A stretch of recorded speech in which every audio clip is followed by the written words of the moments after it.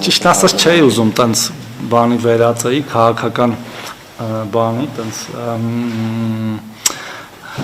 թատերա չէ, բայց բեմի էլի, ճակատամարտի է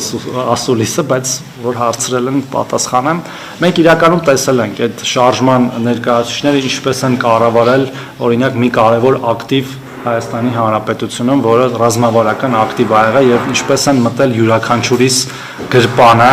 ուրճացված տենդերներ կազմակերպելով Հայաստանի էլեկտրական ցանցում, հավելագրումներ անելով եւ եթե իրենք պատրաստվում են 6 ամիս հետո ներկայանալ մեր քաղաքացիներին նման գործելավոճով, ինձ թվում է շատ པարզ պատասխան են ստանալու, թեև հիմա էլ են ստանում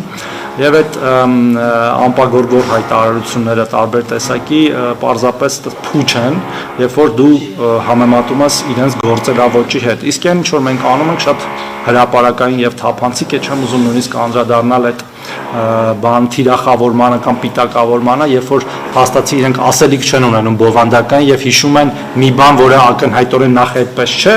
բայց նույն ձև թիրախավորվում էր այն ժամանակվա քաղաքական տարբեր գործիչների կողմից, որոնք այն ժամանակ էլ ասելիք չունեին բովանդակային։ Հայաստանի Հանրապետությունը կորոնավիրուսային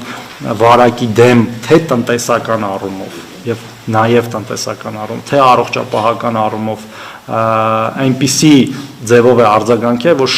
մեզնից շատ անգամ զարգացած երկրներ պարզապես կերազեին։